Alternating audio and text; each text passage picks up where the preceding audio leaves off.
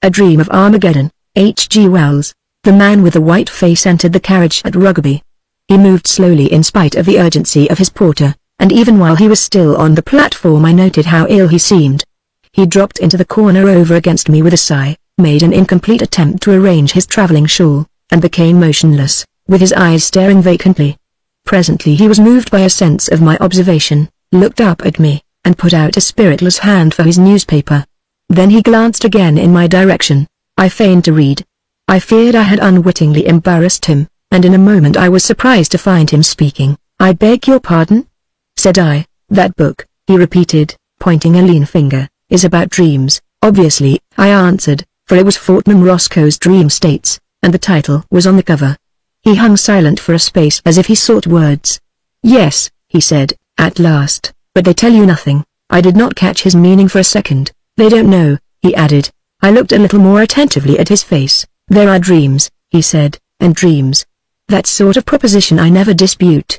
I suppose he hesitated. "Do you ever dream?"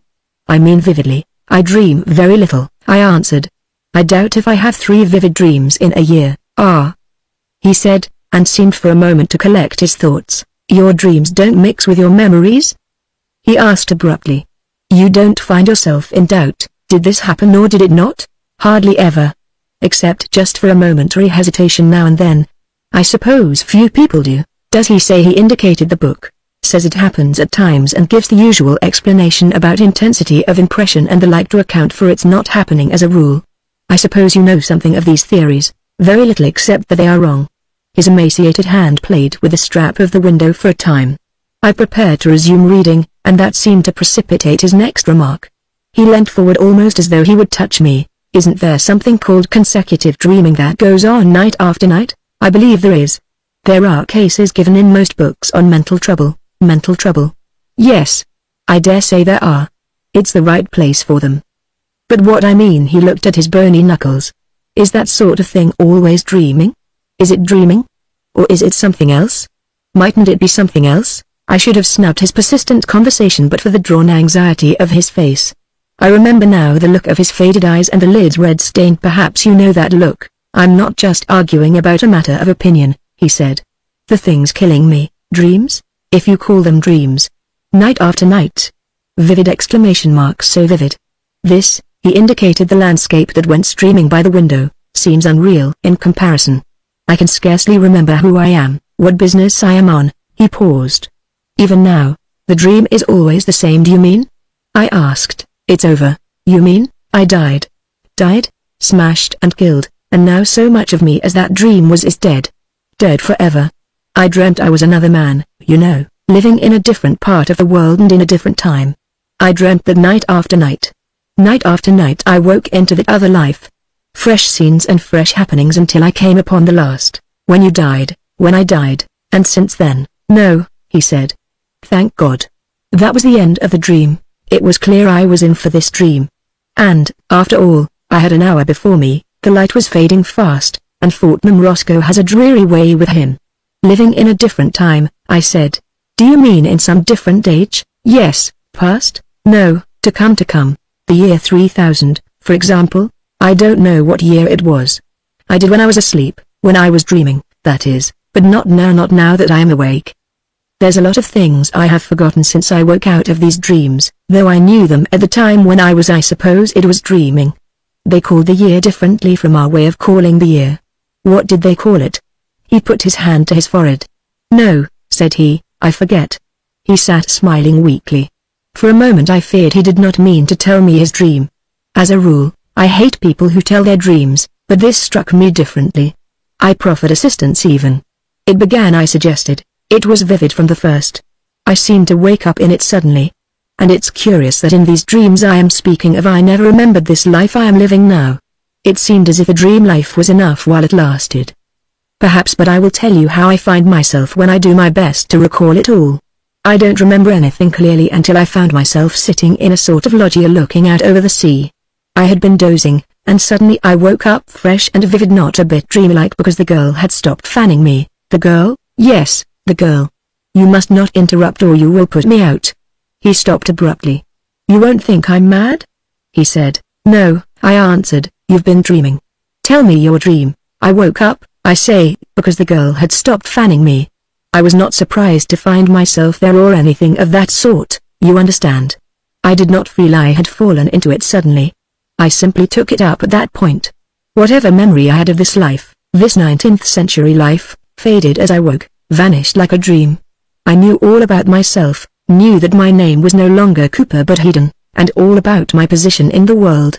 I've forgotten a lot since I woke. There's a want of connection, but it was all quite clear and matter of fact then. He hesitated again, gripping the window strap, putting his face forward, and looking up to me appealingly. This seems posh to you? No, no. I cried. Go on. Tell me what this loggia was like. It was not really a loggia, I don't know what to call it. It faced south. It was small. It was all in shadow except the semicircle above the balcony that showed the sky and sea and the corner where the girl stood. I was on a couch. It was a metal couch with light-striped cushions, and the girl was leaning over the balcony with her back to me. The light of the sunrise fell on her ear and cheek.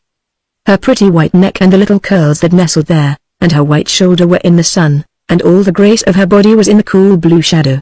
She was dressed, how can I describe it? It was easy and flowing. And altogether there she stood, so that it came to me how beautiful and desirable she was, as though I had never seen her before. And when at last I sighed and raised myself upon my arm, she turned her face to me. He stopped. I have lived 53 years in this world. I have had mother, sisters, friends, wife and daughters, all their faces, the play of their faces, I know. But the face of this girl, it is much more real to me. I can bring it back into memory so that I see it again. I could draw it or paint it. And after all, he stopped, but I said nothing. The face of a dream, the face of a dream. She was beautiful. Not that beauty which is terrible, cold, and worshipful, like the beauty of a saint, nor that beauty that stirs fierce passions, but a sort of radiation, sweet lips that softened into smiles, and grave grey eyes. And she moved gracefully, she seemed to have part with all pleasant and gracious things. He stopped, and his face was downcast and hidden.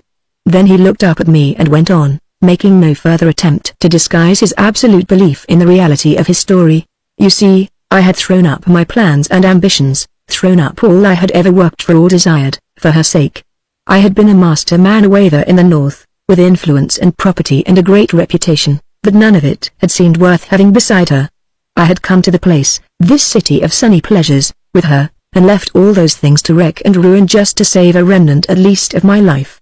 While I had been in love with her before I knew that she had any care for me, before I had imagined that she would dare, that we should dare, all my life had seemed vain and hollow, dust and ashes. It was dust and ashes. Night after night, and through the long days I had longed and desired, my soul had beaten against the thing forbidden. But it is impossible for one man to tell another just these things. It's a motion, it's a tint, a light that comes and goes. Only while it's there, everything changes, everything. The thing is, I came away and left them in their crisis to do what they could. Left whom? I asked, puzzled. The people up in the north there. You see, in this dream, anyhow, I had been a big man, the sort of man men come to trust in, to group themselves about. Millions of men who had never seen me were ready to do things and risk things because of their confidence in me. I had been playing that game for years, that big laborious game, that vague, monstrous political game amidst intrigues and betrayals, speech and agitation. It was a vast weltering world, and at last I had a sort of leadership against the gang. You know, it was called the gang, a sort of compromise of scoundrelly projects and base ambitions and vast public emotional stupidities and catchwords. The gang that kept the world noisy and blind year by year, and all the while that it was drifting towards infinite disaster. But I can't expect you to understand the shades and complications of the year something or other ahead. I had it all down to the smallest details in my dream. I suppose I had been dreaming of it before I awoke, and the fading outline of some queer new development I had imagined still hung about me as I rubbed my eyes. It was some grubby affair that made me thank God for the sunlight. I sat up on the couch and remained looking at the woman, and rejoicing that I had come away out of all that tumult and folly and violence before it was too late. After all, I thought, this is life, love and beauty, desire and delight, are they not worth all those dismal struggles for vague, gigantic ends? And I blamed myself for having ever sought to be a leader when I might have given my days to love. But then, thought I, if I had not spent my early days sternly and austerely, I might have wasted myself upon vain and worthless women, and at the thought all my being went out in love and tenderness to my dear mistress, my dear lady, who had come at last and compelled me by her invincible charm for me to lay that life aside. You are worth it, I said, speaking without intending her to hear. You are worth it, my dearest one, worth pride and praise and all things. Love. To have you is worth them all together.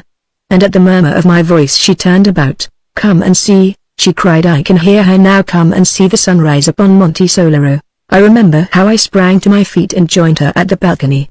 She put a white hand upon my shoulder and pointed towards great masses of limestone flashing, as it were, into life. I looked. But first I noted the sunlight on her face caressing the lines of her cheeks and neck. How can I describe to you the scene we had before us? We were at Capri. I have been there, I said. I have clambered up Monte Solaro and drunk Vero Capri muddy stuff like cider at the summit. Ah, said the man with the white face, then perhaps you can tell me. You will know if this was indeed Capri. For in this life I have never been there. Let me describe it. We were in a little room, one of a vast multitude of little rooms, very cool and sunny, hollowed out of the limestone of a sort of cape, very high above the sea. The whole island, you know, was one enormous hotel, complex beyond explaining, and on the other side there were miles of floating hotels, and huge floating stages to which the flying machines came. They called it a pleasure city. Of course, there was none of that in your time. Rather, I should say, is none of it now. Of course. Now exclamation mark. Yes. Well, this room of ours was at the extremity of the cape, so that one could see east and west. Eastward was a great cliff 8,000 feet high perhaps, coldly grey except for one bright edge of gold, and beyond it the Isle of the Sirens, and a falling coast that faded and passed into the hot sunrise. And when one turned to the west, distinct and near was a little bay, a little beach still in shadow. And out of that shadow rose Solaro, straight and tall, flushed and golden crested, like a beauty throned, and the white moon was floating behind her in the sky. And before us from east to west stretched the many-tinted sea, all dotted with little sailing boats. To the eastward, of course, these little boats were grey and very minute and clear, but to the westward they were little boats of gold, shining gold almost like little flames. And just below us was a rock with an arch worn through it. The blue sea water broke to green and foam all round the rock, and a galley came gliding out of the arch. I know that rock, I said. I was nearly drowned there. It is called the Faraglioni. Faraglioni? Yes, she called it that, answered the man with the white face. There was some story but that. He put his hand to his forehead again. No, he said, I forget that story. Well, that is the first thing I remember, the first dream I had, that little shaded room and the beautiful air and sky and that dear lady of mine, with her shining arms and her graceful robe, and how we sat and talked in half whispers to one another. We talked in whispers, not because there was anyone to hear, but because there was still such a freshness of mind between us that our thoughts were a little frightened, I think, to find themselves at last in words. And so they went softly. Presently we were hungry, and we went from our apartment, going by a strange passage with a moving floor, until we came to the great breakfast room. There was a fountain and music. A pleasant and joyful place it was, with its sunlight and splashing, and the murmur of plucked strings. And we sat and ate and smiled at one another, and I would not heed a man who was watching me from a table nearby. And afterwards we went on to the dancing hall. But I cannot describe that hall. The place was enormous, larger than any building you have ever seen, and in one place there was the old gate of Capri, caught into the wall of a gallery high overhead. Light girders, stems and threads of gold, burst from the pillars like fountains, streamed like an aurora across the roof and interlaced, like conjuring tricks. All about the great circle for the dancers there were beautiful figures, strange dragons, and intricate and wonderful grotesques bearing lights. The place was inundated with artificial light that shined the newborn day. And as we went through the throng the people turned about and looked at us, for all through the world my name and face were known, and how I had suddenly thrown up pride, and struggled to come to this place. And they looked also at the lady beside me, though half the story of how at last she had come to me was unknown or mistold. And few of the men who were there, I know, but judged me a happy man, in spite of all the shame and dishonor that had come upon my name. The air was full of music, full of harmonious scents, full of the rhythm of beautiful motions. Thousands of beautiful people swarmed about the hall, crowded the galleries, sat in a myriad recesses. They were dressed in splendid colors and crowned with flowers. Thousands danced about the great circle beneath the white images of the ancient gods, and glorious processions of youths and maidens came and went. We too danced, not the dreary monotonies of your days of this time, I mean, but dances that were beautiful, intoxicating. and even now I can see my lady dancing joyously. She danced, you know, with a serious face, she danced with a serious dignity, and yet she was smiling at me and caressing me, smiling and caressing with her eyes. The music was different, he murmured. It went, I cannot describe it, but it was infinitely richer and more varied than any music that has ever come to me awake. And then it was when we had done dancing a man came to speak to me. He was a lean, resolute man, very soberly clad for that place, and already I had marked his face watching me in the breakfasting hall, and afterwards as we went along the passage I had avoided his eye. But now, as we sat in a little alcove smiling at the pleasure of all the people who went to and fro across the shining floor, he came and touched me, and spoke to me so that I was forced to listen. And he asked that he might speak to me for a little time apart. No, I said. I have no secrets from this lady. What do you want to tell me? He said it was a trivial matter, or at least a dry matter, for a lady to hear. Perhaps for me to hear, said I. He glanced at her, as though almost he would appeal to her. Then he asked me suddenly if I had heard of a great and avenging declaration that Gresham had made. Now, Gresham had always before been the man next to myself in the leadership of that great party in the north. He was a forcible, hard, and tactless man, and only I had been able to control and soften him. It was on his account even more than my own, I think, that the others had been so dismayed at my retreat. So this question about what he had done reawakened my old interest in the life I had put aside just for a moment. I have taken no heed of any news for many days, I said. What has Gresham been saying? And with that the man began, nothing loath, and I must confess I was struck by Gresham's reckless folly in the wild and threatening words he had used. And this messenger they had sent to me not only told me of Gresham's speech, but went on to ask counsel and to point out what need they had of me. While he talked, my lady sat a little forward and watched his face and mine. My old habits of scheming and organizing reasserted themselves. I could even see myself suddenly returning to the north, and all the dramatic effect of it. All that this man said witnessed to the disorder of the party indeed, but not to its damage. I should go back stronger than I had come. And then I thought of my lady. You see, how can I tell you? There were certain peculiarities of our relationship as things are. I need not tell about that which would render her presence with me impossible.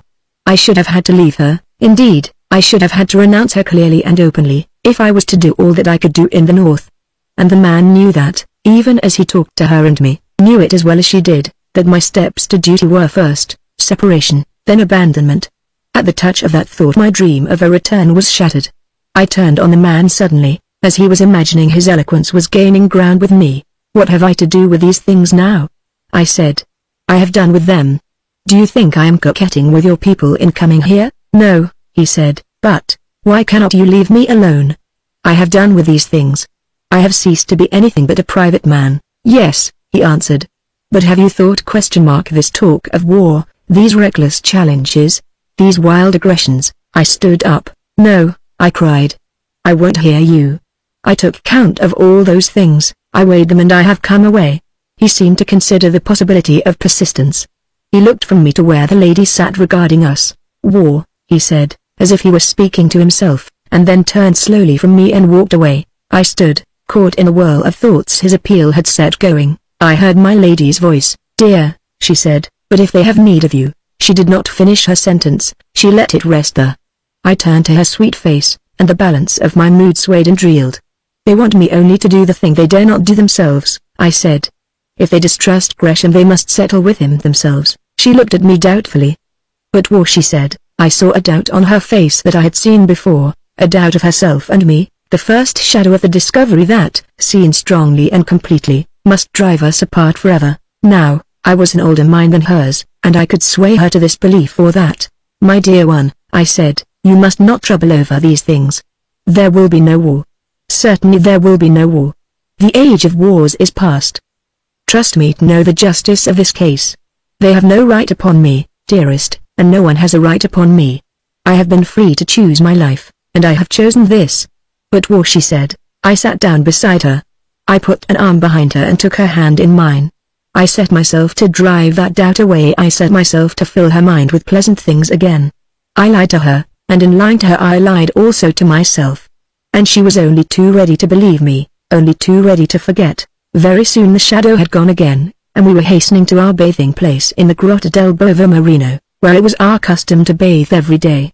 We swam and splashed one another, and in that buoyant water I seemed to become something lighter and stronger than a man. And at last we came out dripping and rejoicing and raced among the rocks. And then I put on a dry bathing dress, and we sat to bask in the sun, and presently I nodded, resting my head against her knee, and she put her hand upon my hair and stroked it softly, and I dozed. And behold, as it were with the snapping of the string of a violin, I was awakening, and I was in my own bed in Liverpool, in the life of today. Only for a time I could not believe that all these vivid moments had been no more than the substance of a dream. In truth, I could not believe it a dream, for all the sobering reality of things about me. I bathed and dressed as it were by habit, and as I shaved I argued why I of all men should leave the woman I loved to go back to fantastic politics in the hard and strenuous North. Even if Gresham did force the world back to war, what was that to me?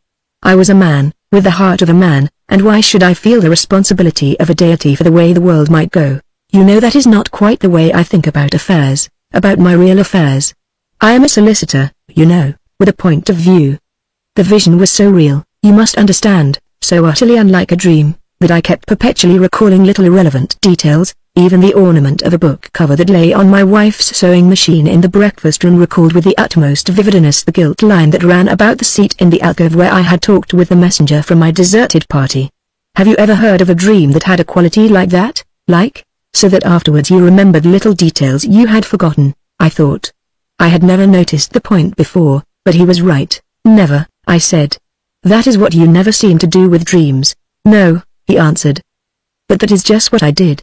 I am a solicitor, you must understand, in Liverpool, and I could not help wondering what the clients and business people I found myself talking to in my office would think if I told them suddenly I was in love with a girl who would be born a couple of 100 years or so hence, and worried about the politics of my great-great-great-grandchildren. I was chiefly busy that day negotiating a 99-year building lease. It was a private builder in a hurry, and we wanted to tie him in every possible way.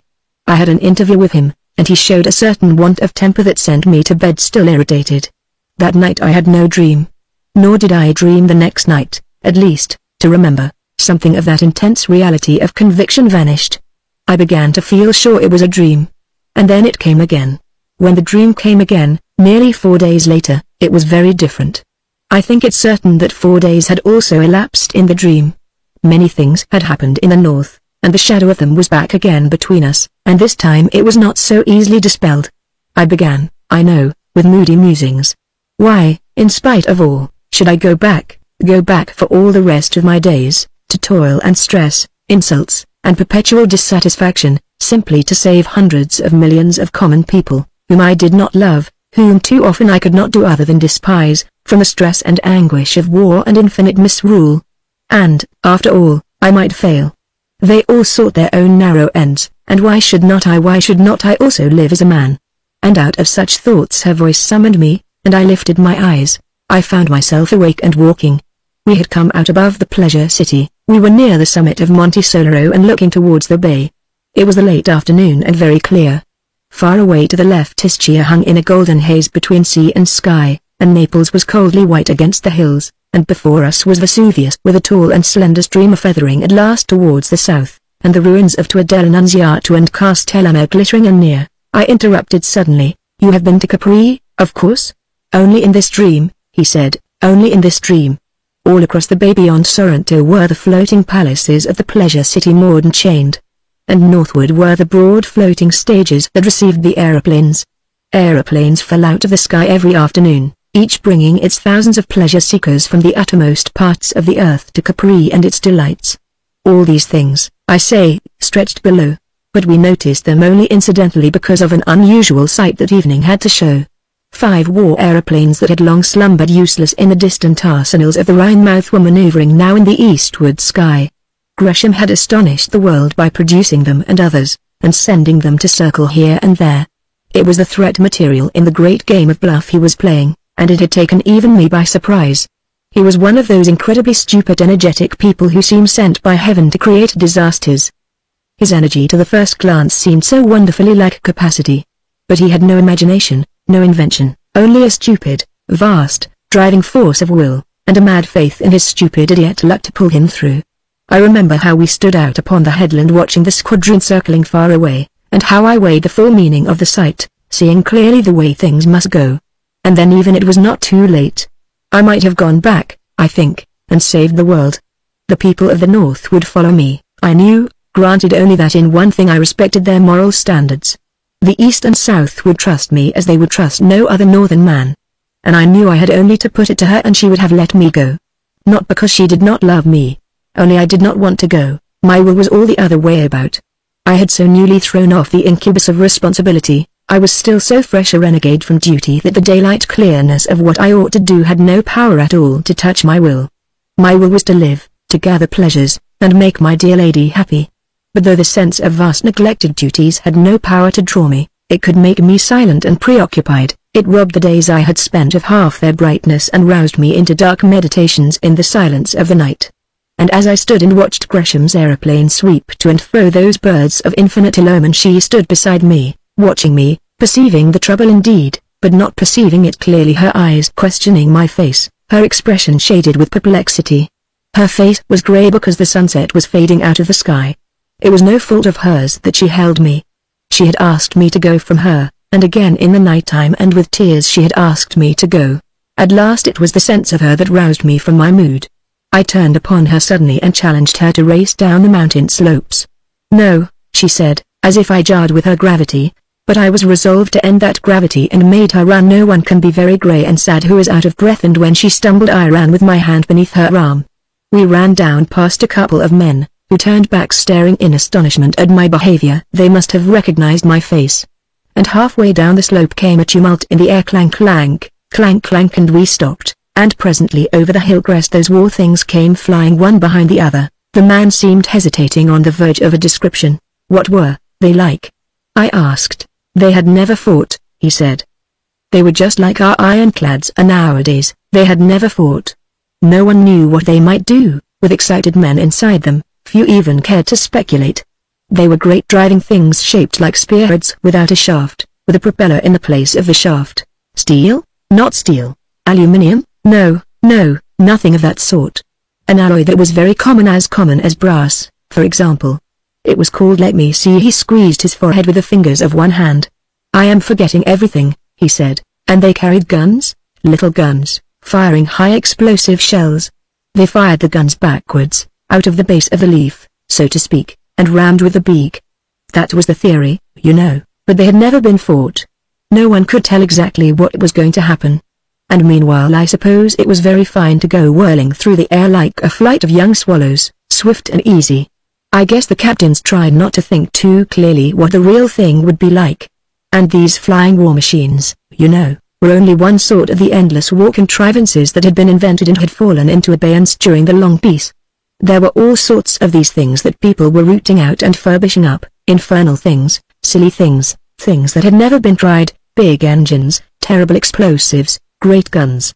You know the silly way of these ingenious sort of men who made these things. They turn them out as beavers build dams, and with no more sense of the rivers they're going to divert and the lands they're going to flood. As we went down the winding stepway to our hotel again in the twilight I foresaw it all. I saw how clearly and inevitably things were driving for war in Gresham's silly, violent hands, and I had some inkling of what war was bound to be under these new conditions. And even then, though I knew it was drawing near the limit of my opportunity, I could find no will to go back. He sighed. That was my last chance. We did not go into the city until the sky was full of stars, so we walked out upon the high terrace, to and fro, and she counselled me to go back. My dearest, she said, and her sweet face looked up to me, this is death. This life you lead is death. Go back to them, go back to your duty. She began to weep, saying between her sobs, and clinging to my arm as she said it, go back, go back. Then suddenly she fell mute, and glancing down at her face, I read in an instant the thing she had thought to do. It was one of those moments when one sees. No.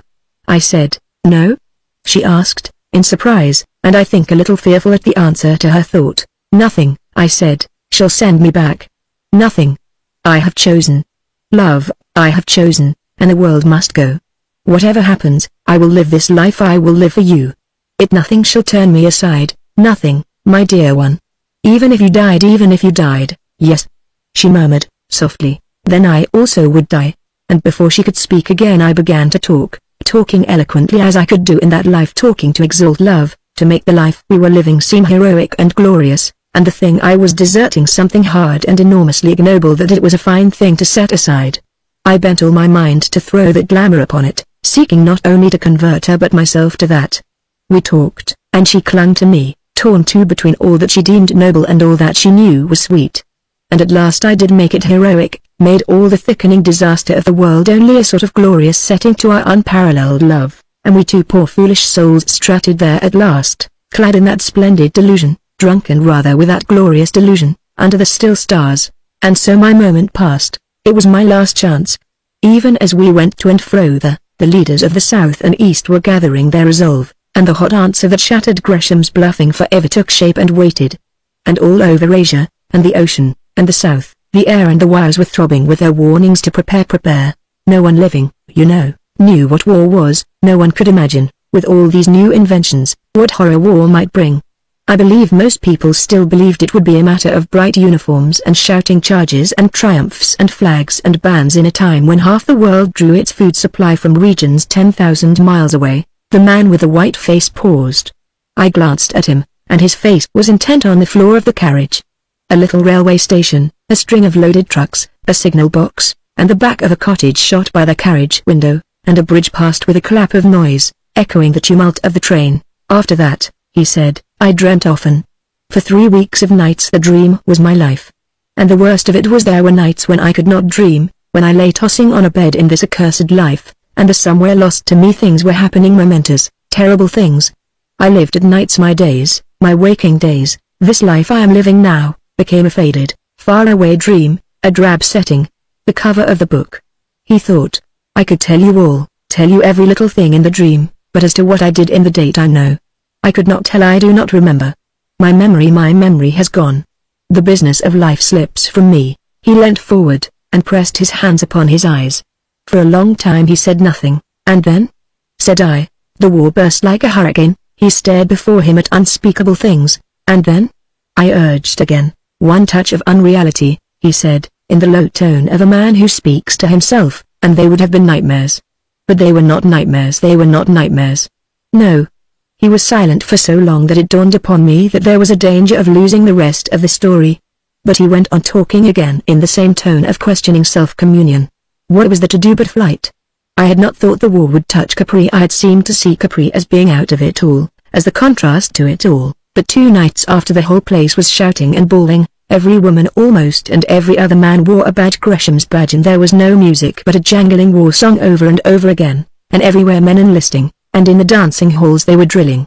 The whole island was a whirl with rumors. It was said again and again, that fighting had begun. I had not expected this. I had seen so little of the life of pleasure that I had failed to reckon with this violence of the amateurs. And as for me, I was out of it. I was like a man who might have prevented the firing of a magazine. The time had gone. I was no one. The vainest stripling with a badge counted for more than I. The crowd jostled us and bawled in our ears. That accursed song deafened us. A woman shrieked at my lady because no badge was on her, and we two went back to our own place again, ruffled and insulted, my lady white and silent, and I a quiver with rage. So furious was I could have quarrelled with her if I could have found one shade of accusation in her eyes. All my magnificence had gone from me. I walked up and down our cell, and outside was the darkling sea and a light to the southward that flared and passed and came again. We must get out of this place, I said over and over. I have made my choice, and I will have no hand in these troubles. I will have nothing of this war. We have taken our lives out of all these things. This is no refuge for us. Let us go. And the next day we were already in flight from the war that covered the world, and all the rest was flight. All the rest was flight. He mused darkly. How much was there of it? He made no answer. How many days? His face was white and drawn and his hands were clenched. He took no heed of my curiosity. I tried to draw him back to his story with questions. Where did you go? I said. When you left Capri, southwest, he said, and glanced at me for a second. We went in a boat, but I should have thought an aeroplane. They had been seized. I questioned him no more. Presently I thought he was beginning again. He broke out in an argumentative monotone. But why should it be? If, indeed, this battle, this slaughter and stress, is life, why have we this craving for pleasure and beauty? If there is no refuge, if there is no place of peace, and if all our dreams of quiet places are a folly and a snare, why have we such dreams? Surely it was no ignoble cravings, no base intentions, had brought us to this. It was love had isolated us. Love had come to me with her eyes and robed in her beauty, more glorious than all else in life, in the very shape and color of life, and summoned me away. I had silenced all the voices, I had answered all the questions, I had come to her. And suddenly there was nothing but war and death. I had an inspiration. After all, I said, it could have been only a dream, a dream. He cried, flaming upon me, a dream when, even now, for the first time he became animated. A faint flush crept into his cheek. He raised his open hand and clenched it, and dropped it to his knee. He spoke, looking away from me, and for all the rest of the time he looked away. We are but phantoms, he said, and the phantoms of phantoms, desires like cloud shadows and wheels of straw that eddy in the wind. The days pass, use and won't carry us through as a train carries the shadow of its light, so be it. But one thing is real and certain, one thing is no dream stuff, but eternal and enduring. It is the center of my life, and all other things about it are subordinate or altogether vain. I loved her, that woman of a dream. And she and I are dead together, a dream. How can it be a dream, when it drenched to living life with unappeasable sorrow, when it makes all that I have lived for and cared for worthless and unmeaning? Until that very moment when she was killed I believed we had still a chance of getting away, he said. All through the night and morning that we sailed across the sea from Capri to Salerno we talked of escape. We were full of hope, and it clung about us to the end, hope for the life together we should lead, out of it all, out of the battle and struggle, the wild and empty passions, the empty, arbitrary thou shalt and thou shalt not of the world. We were uplifted, as though our quest was a holy thing, as though love for one another was a mission. Even when from our boat we saw the fair face of that great rock Capri already scarred and gashed by the gun emplacements and hiding places that were to make it a fastness, we reckoned nothing of the imminent slaughter, though the fury of preparation hung about in puffs and clouds of dust at 100 points amidst the grey. But, indeed, I made a text of that and talked. There, you know, was the rock, still beautiful for all its scars, with its countless windows and arches and ways, dear upon tier, for 1,000 feet, a vast carving of grey, broken by vine-clad terraces, and lemon and orange groves, and masses of agave and prickly pear, and puffs of almond blossom. And out under the archway that is built over the Piccola Marina other boats were coming, and as we came round the cape and within sight of the mainland, another little string of boats came into view, driving before the wind towards the southwest. In a little while a multitude had come out. The remoter just little specks of ultramarine in the shadow of the eastward cliff. It is love and reason, I said, fleeing from all this madness of war. And though we presently saw a squadron of aeroplanes flying across the southern sky we did not heed it. There it was, a line of little dots in the sky, and then more, dotting the southeastern horizon, and then still more, until all that quarter of the sky was stippled with blue specks.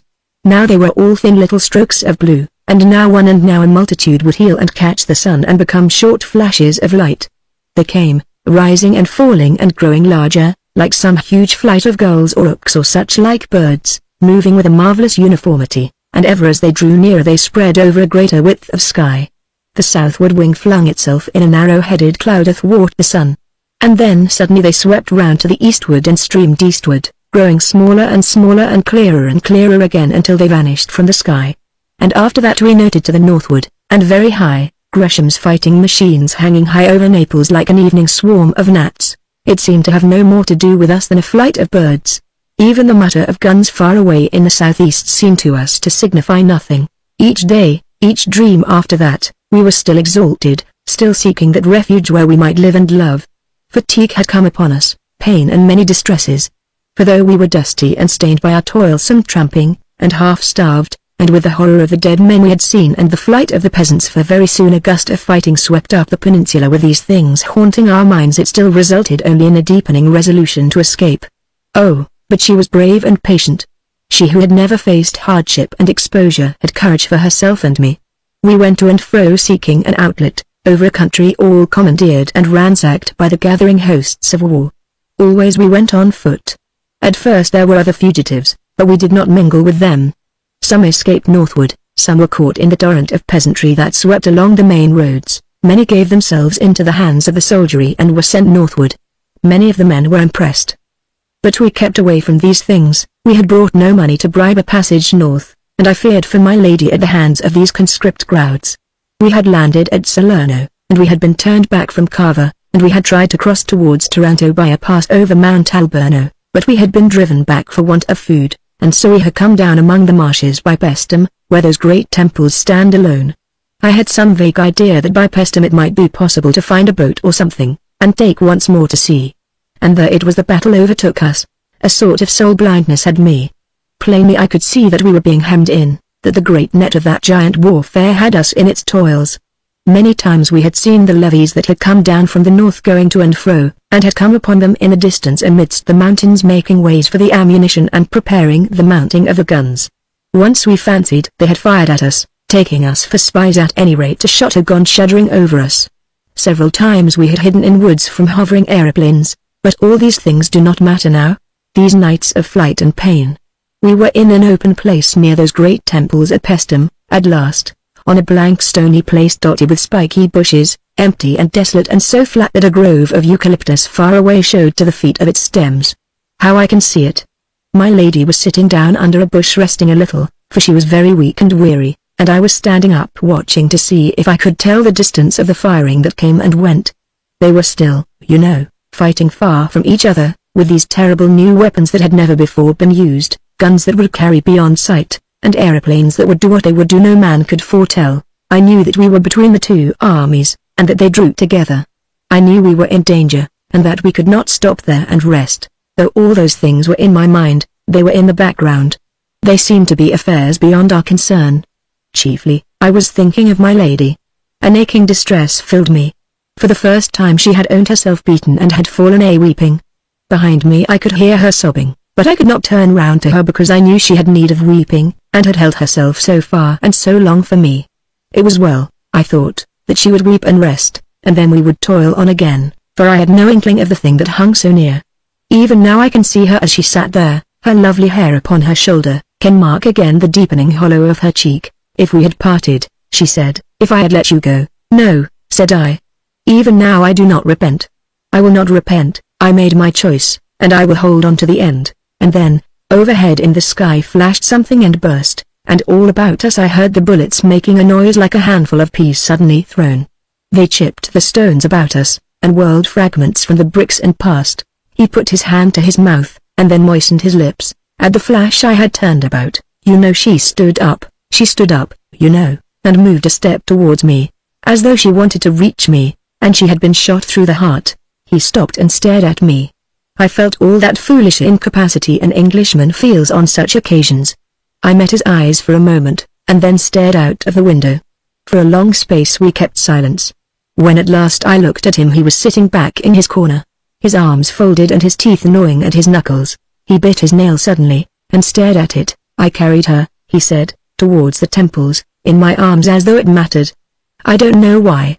They seemed a sort of sanctuary, you know. They had lasted so long, I suppose. She must have died almost instantly. Only I talked to her all the way. Silence again. I have seen those temples, I said abruptly, and indeed he had brought those still, sunlit arcades of worn sandstone very vividly before me. It was the brown one. The big brown one. I sat down on a fallen pillar and held her in my arms. Silent after the first babble was over. And after a little while the lizards came out and ran about again, as though nothing unusual was going on, as though nothing had changed. It was tremendously still there, the sun high and the shadows still, even the shadows of the weeds upon the entablature were still in spite of the thudding and banging that went all about the sky. I seemed to remember that the aeroplanes came up out of the south, and that the battle went away to the west. One aeroplane was struck, and overset and fell. I remember that though it didn't interest me in the least. It didn't seem to signify. It was like a wounded gull, you know, flapping for a time in the water. I could see it down the aisle of the temple, a black thing in the bright blue water. 3 or 4 times shells burst about the beach, and then that ceased. Each time that happened all the lizards scuttled in and hid for a space. That was all the mischief done, except that once a stray bullet gashed the stone hard by and made just a fresh bright surface. As the shadows grew longer, the stillness seemed greater. The curious thing, he remarked, with the manner of a man who makes a trivial conversation, is that I didn't think at all. I sat with her in my arms amidst the stones in a sort of lethargy stagnant. And I don't remember waking up. I don't remember dressing that day. I know I found myself in my office, with my letters all slit open in front of me, and how I was struck by the absurdity of being there, seeing that in reality I was sitting, stunned, In that Pestum temple with a dead woman in my arms. I read my letters like a machine. I have forgotten what they were about. He stopped, and there was a long silence. Suddenly I perceived that we were running down the incline from Chalk Farm to Euston. I started at this passing of time. I turned on him with a brutal question with the tone of now or never. And did you dream again? Yes, he seemed to force himself to finish. His voice was very low, once more, and as it were only for a few instants. I seemed to have suddenly awakened out of a great apathy, to have risen into a sitting position, and a body lay there on the stones beside me. A gaunt body. Not her, you know. So soon it was not her. I may have heard voices. I do not know. Only I knew clearly that men were coming into the solitude and that was a last outrage. I stood up and walked through the temple, and then there came into sight first one man with a yellow face, dressed in a uniform of dirty white, trimmed with blue, and then several, climbing to the crest of the old wall of the vanished city, and crouching there. They were little bright figures in the sunlight, and there they hung, weapon in hand, peering cautiously before them, and further away I saw others, and then more at another point in the wall. It was a long lax line of men in open order. Presently the man I had first seen stood up and shouted a command, and his men came tumbling down the wall and into the high weeds towards the temple. He scrambled down with them and led them. He came facing towards me, and when he saw me he stopped. At first I had watched these men with a mere curiosity, but when I had seen they meant to come to the temple I was moved to forbid them. I shouted to the officer, "You must not come here," I cried. "I am here. I am here with my dead." He stared, and then shouted a question back to me in some unknown tongue. I repeated what I had said. He shouted again, and I folded my arms and stood still. Presently he spoke to his men and came forward. He carried a drawn sword. I signed to him to keep away, but he continued to advance. I told him again very patiently and clearly, "You must not come here. These are old temples, and I am here with my dead." Presently he was so close I could see his face clearly. It was a narrow face, with dull grey eyes, and a black moustache. He had a scar on his upper lip, and he was dirty and unshaven. He kept shouting unintelligible things, questions perhaps, at me. I know now that he was afraid of me, but at the time that did not occur to me. As I tried to explain to him he interrupted me in imperious tones, bidding me, I suppose, stand aside. He made to go past me, and I caught hold of him. I saw his face change at my grip. "You fool," I cried. "Don't you know? She is dead." He started back. He looked at me with cruel eyes. I saw a sort of exultant resolve leap into them, delight. Then suddenly, with a scowl, he swept his sword back so and thrust. He stopped abruptly. I became aware of a change in the rhythm of the train. The brakes lifted their voices and the carriage jarred and jerked. This present world insisted upon itself, became clamorous. I saw through the steamy window huge electric lights glaring down from tall masts upon a fog, saw rows of stationary empty carriages passing by, and then a signal box, hoisting its constellation of green and red into the murky London twilight, marched after them. I looked again at his drawn features. He ran me through the heart. It was with a sort of astonishment, no fear, no pain, but just amazement, that I felt it pierce me, felt the sword drive home into my body. It didn't hurt, you know. It didn't hurt at all. The yellow platform lights came into the field of view, passing first rapidly, then slowly, and at last stopping with a jerk. Dim shapes of men passed to and fro without. "Euston!" cried a voice. "Do you mean?" There was no pain, no sting or smart. Amazement and then darkness sweeping over everything. The hot, brutal face before me, the face of the man who had killed me, seemed to recede. It swept out of existence. "Euston!" clamored the voices outside. "Euston!"